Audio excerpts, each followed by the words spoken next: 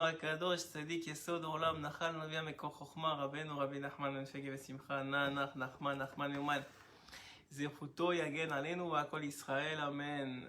ערב טוב à tous, en l'honneur de Rabbi Shimon Bar Yochai, on est aujourd'hui Lag BaOmer, le 33e jour du Homer, la Eloula de Rabbi Shimon, qui par son mérite et par sa Gdusha, a déjà à son époque avait arrêté a posteriori les 24 000 élèves qui étaient partis des élèves de Rabbi Akiva, l'épidémie qui les avait touchés. Et Baruch Hashem, Rabbi Shimon Bar Yochai qui nous a dévoilé le Zohar, les secrets de la Torah et combien d'autres enseignements extraordinaires.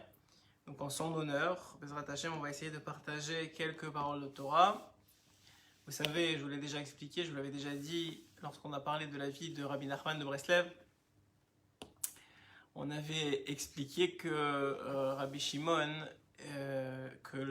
déjà le grand-père, l'arrière-grand-père de Rabbi Nachman, le Baal Shem Tov Akadosh, que ses paroles de Torah soient pour le zivouk de David Ben Nicol, Bezrat Hashem, pour tous les malades d'Israël, Bisrout Rabbi Shimon Bar Yochai, Bisrout Rabbeinu Akadosh Rabbi Nachman, et l'Unishmat, toutes les Neshamot Gdoshot dans Israël. C'est une grande fête en haut ce soir. Dans les cieux, c'est une très très grande fête, il faut le savoir. Et on reçoit juste, j'ai envie de dire, les petites étincelles ici en bas. Mais en réalité, il faut savoir que tous les tzadikim sont en train de danser en haut. Et ils sont en train d'étudier le Zohar à Kadosh et les secrets de Rabbi Shimon, encore aujourd'hui dévoilés à des niveaux extraordinaires en haut, bien sûr. Pas les mêmes que ceux qu'on a aussi en bas. Mais nous aussi on se doit de participer à cette fête-là. Et on se doit de remercier Akadosh Baruch Hu d'avoir eu un tzaddik et d'avoir encore un tzaddik parce que les tzaddiks ne meurent pas. Et d'avoir un tzaddik comme Rabbi Shimon dans le monde qui lui-même a dit dans la Gemara que premièrement que s'il y avait juste deux tzaddikim dans le monde, il y avait lui et son fils, et s'il y en avait un seul, c'était lui. Que son mérite avait empêché toute mauvaise chose d'arriver dans sa génération et que son mérite pouvait expier toutes les fautes depuis Adam Arishon jusqu'à lui. Donc, et voilà, donc je vous racontais déjà dans l'histoire, dans la vie de Rabbeinu, que sa mère Fega avait reçu l'année de la naissance de Rabbi Nachman de Breslev un rêve. Elle avait reçu en rêve son grand-père, le Baal Shem Tov Akadosh. Et il lui a expliqué que dans le ciel, il y avait un grand vécour, il y avait une grande dispute qui se passait. La dispute, c'était entre les tzadikim et le Samer même. Sur quoi la dispute portait? Sur le fait de faire descendre la lumière, la lame de Rabbi Nachman de Breslev. Et le Baal Shem Tov avait dit à Fega, la mère de Rabbeinu, il lui avait dit: sache que c'est grâce à Rabbi Shimon Bar Yochai que la lame de Rabbi Nachman de Breslev va descendre dans le monde, parce que c'est lui qui a gagné le combat, c'est lui qui s'est battu de toutes ses forces pour faire descendre l'âme de Rabbi Nachman. Et il a dit, donc le Baal Shem Tov rapporte au nom de Rabbi Shimon Bar Yochai, et il rapporte que en vérité, il a même dit que l'âme de Rabbi Nachman, il en avait besoin pour finir le travail avant la venue du Mashiach. Donc, comme un clin d'œil à cette histoire-là, c'est ce qui s'est passé, à ce qu'a reçu comme névoie, comme prophétie Fega, la mère de Rabbi Nachman, en sachant pertinemment que c'était par le mérite de Rabbi Shimon Bar Yochai qui avait gagné le combat contre le Samer même pour faire descendre l'âme de Rabbi Nachman, que Rabbi Nachman, on a reçu l'âme de Rabbi Nachman dans ce monde. Alors, en retour, entre guillemets, ou en clin d'œil, Rabbi Nachman de Breslev a dédié son introduction au Likutei Moharan à tous ces enseignements qu'il a dévoilés dans le monde, qui sont compilés dans le Likutei Moharan. Il a dédié à Rabbi Shimon Bar Yochai. Il a dédié à Rabbi Shimon Bar Yochai en louant la grandeur de Rabbi Shimon et en ramenant à une Gemara qu'on va voir aujourd'hui, et où effectivement il nous montre combien Rabbi Shimon est celui qui est, grâce à ses enseignements, grâce à sa Torah, à la Torah qu'il a dévoilée, est celui qui nous a protégés toutes ces années, et celui encore aujourd'hui qui nous protège et qui prie pour nous en haut, mais surtout c'est celui dont la Torah, le Zohar HaKadosh, va nous permettre, et avec le Likutei Moharan, avec tout ce que ça a entraîné, va nous permettre de pouvoir accueillir le Mashiach. Donc Rabbeinu explique comme ça, la chose suivante. il dit comme ça, Rabbi Shimon ben Yochai iftiach shelo tishachar Torah mi Israël al yado.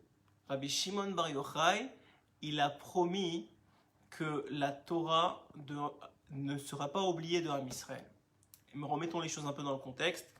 À l'époque, juste avant la destruction du temple, vers l'an 68 de l'ère vulgaire, effectivement, il y a eu, donc juste avant la destruction, Vespasien, qui était un général romain, a donné la permission à Rabbi Yochanan ben Zakkai, de rassembler tous les sages d'Israël dans la ville de Yavne.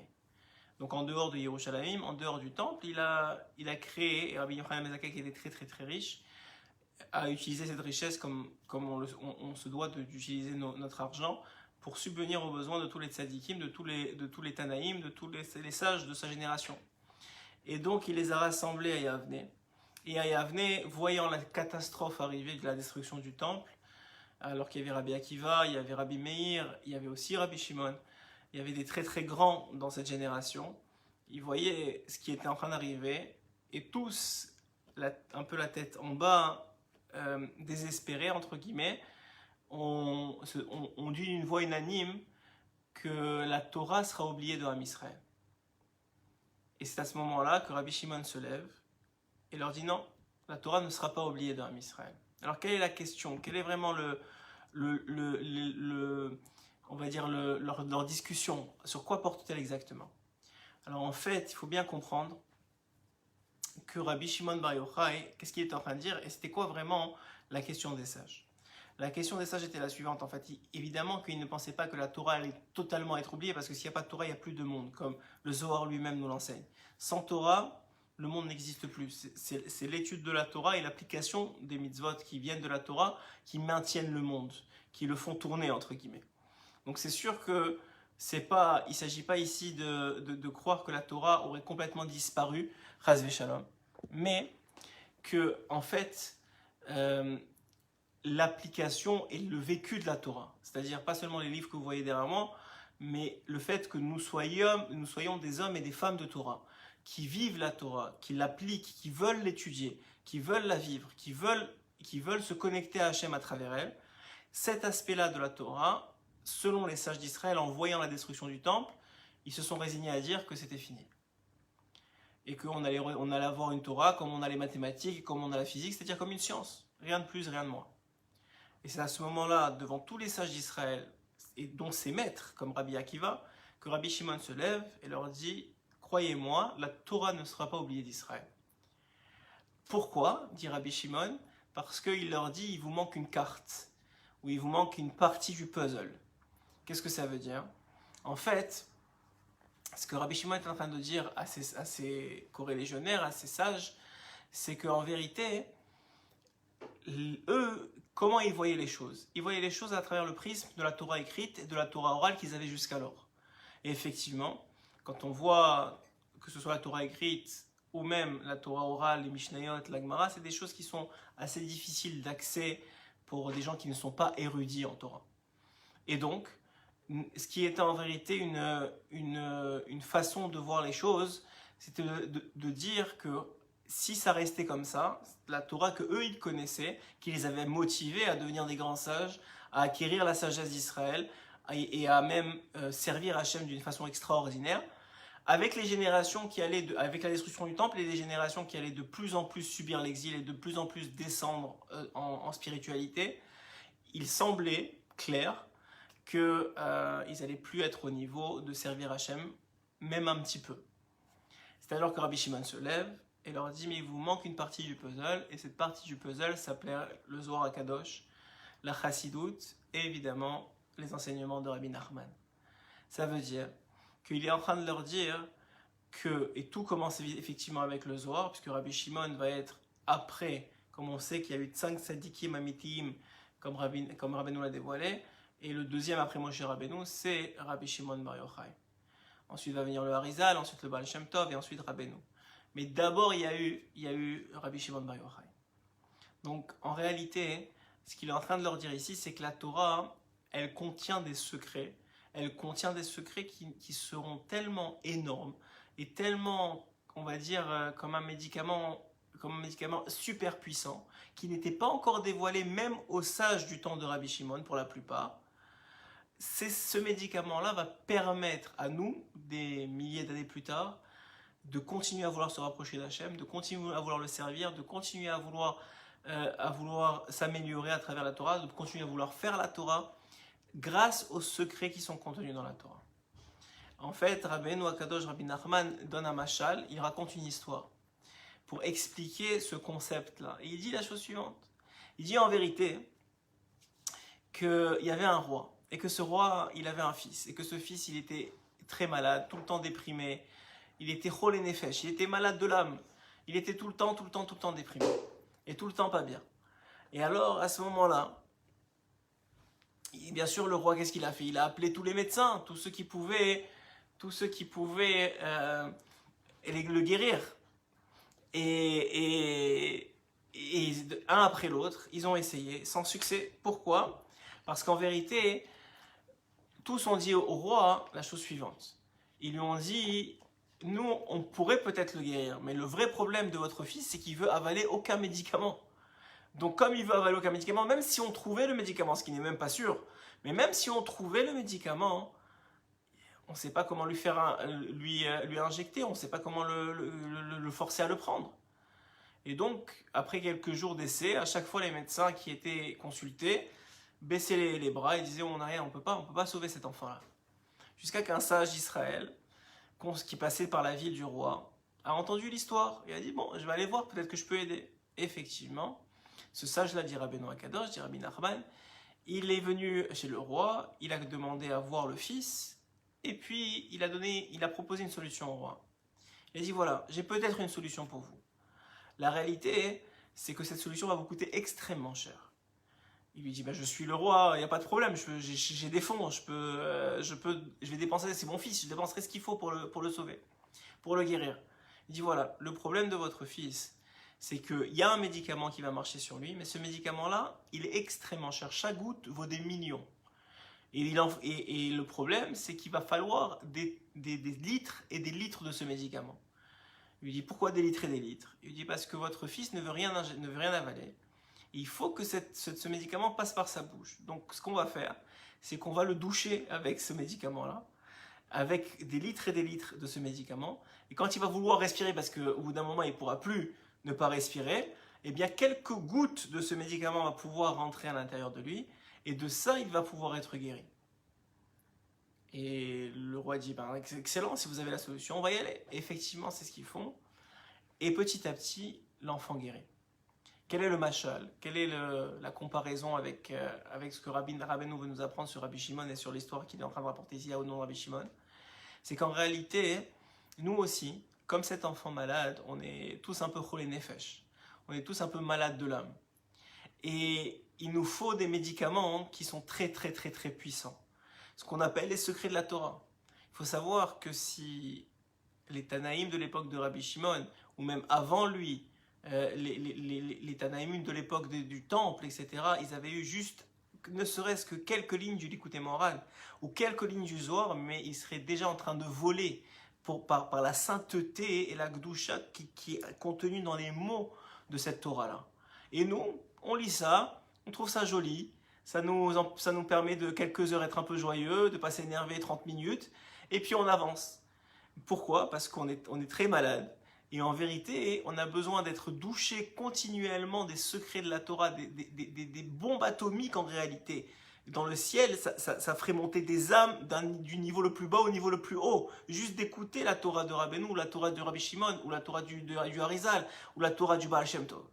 Mais nous, on est tellement, mais on ne s'en rend pas compte, mais on est tellement loin et tellement malade que le médicament le plus puissant, il faut nous en donner des tonnes et des tonnes pour que quelques gouttes puissent entrer dans notre bouche et nous faire un peu tenir bon dans cette génération qui est la dernière avant la venue du Mashiach. Et en réalité, c'est ce que Rabbi Shimon est en train de répondre aux sages à Yavne. Il est en train de leur dire la chose suivante. Vous n'avez pas tout le puzzle. Vous avez la Torah que vous avez aujourd'hui, et c'est vrai, vous avez raison. Si on restait aujourd'hui avec les révélations qu'on a aujourd'hui sur la Torah écrite et sur la Torah orale, la Torah serait délaissée par le peuple d'Israël. Mais vous avez oublié que moi, je vais dévoiler les secrets de la Torah. ce qu'on appelle le Zohar Kadosh. Et après moi, d'autres vont continuer à partir de mes propres dévoilements, ils vont continuer à dévoiler de plus en plus les secrets de la Torah. Et c'est ce dévoilement-là qui fera tenir les enfants d'Israël jusqu'à la fin des fins des fins et la venue du Mashiach. Et d'où il apprend ça, Rabbi Shimon? Regardez ce que dit Rabbeinu Akadosh dans son introduction en l'honneur de Rabbi Shimon.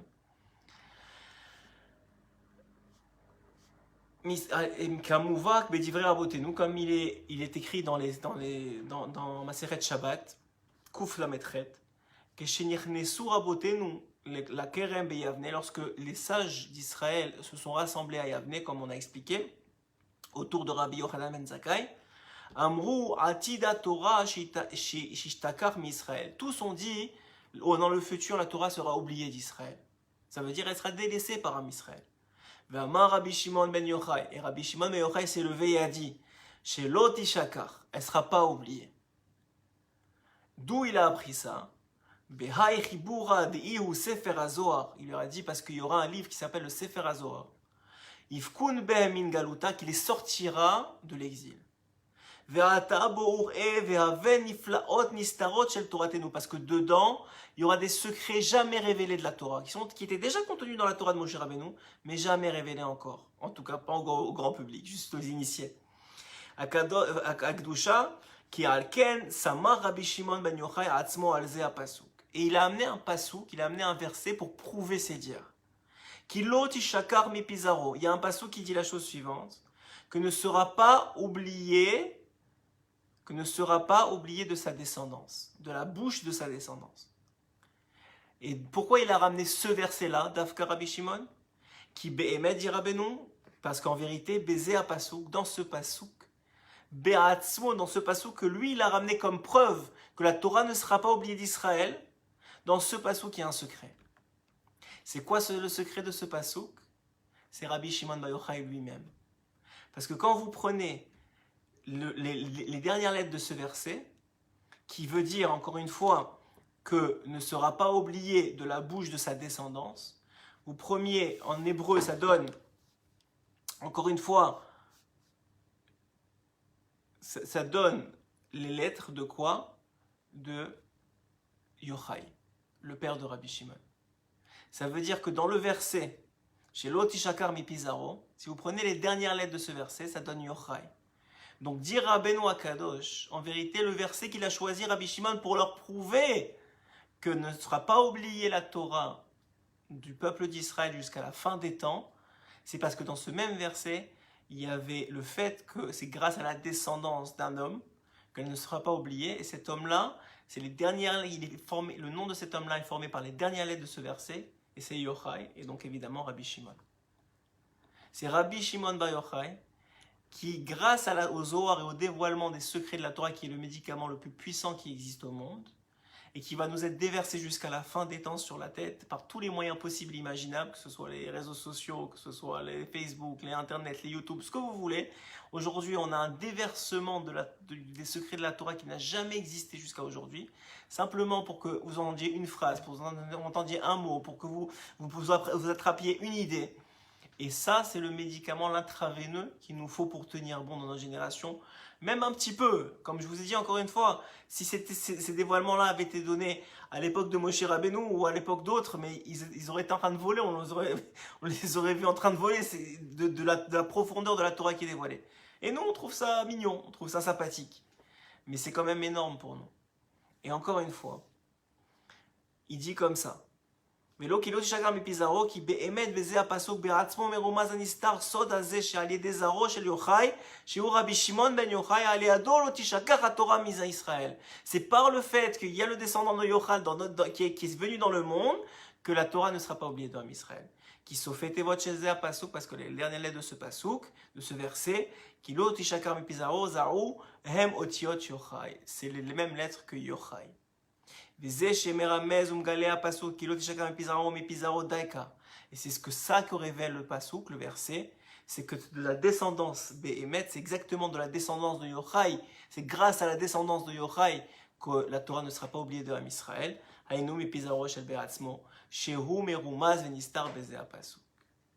y a un autre verset qui ramène aussi une allusion, un secret dans lequel est contenu le nom, cette fois-ci pas de Yochai, mais de Rabbi Shimon lui-même, de Shimon lui-même. Et le verset est le suivant. À l'époque du roi babylonien Nebuchadnezzar, il a fait un rêve. Il avait comme conseiller Daniel. Et Nebuchadnezzar, il a fait un rêve qu'il y avait un très très très grand arbre, un très bel arbre. Et que cet arbre-là, hein, il y avait un ange, un saint, qui descendait du ciel et qui avait donné l'ordre d'abattre l'arbre. Et Daniel avait expliqué, avait interprété le rêve de Nebuchadnezzar, qui avait dit que l'arbre c'était Nebuchadnezzar et que l'ange c'était Rabbi Shimon. Et que Rabbi Shimon Bar Yochai avait ordonné de détruire Nebuchadnezzar. Et d'ailleurs, le verset est le suivant. C'est écrit Eir Vekadish Min Shemaya Nachit. C'est-à-dire un ange saint du ciel est descendu. Et là encore, nous dit Rabbeinu Akadosh dans son introduction, il s'agit de Rabbi Shimon Bar Yochai.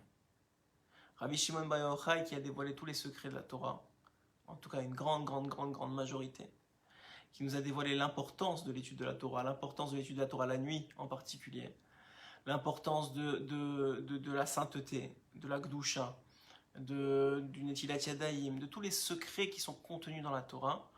Et lui-même a dit, c'est grâce à mes secrets que tiendront à Israël. Parce que c'est vrai, il leur a dit, vous avez raison, si on leur laisse seulement en héritage la Gemara, ils ne tiendront pas. C'est trop difficile, trop ardu pour la majorité du peuple, ils ne tiendront pas. Mais grâce au secret de la Torah, au dévoilement de la miséricorde divine, au dévoilement de la grandeur d'Hachem, au dévoilement de l'amour qu'Hachem a pour son peuple, grâce à ça et seulement grâce à ça, ils seront sauvés. Voilà un peu l'idée que Rabbeinu Akadosh Rabbi Nachman voulait. Tout ce qui concerne Bezrat Hashem, la simcha, tout ce qui concerne la simcha reprend aujourd'hui.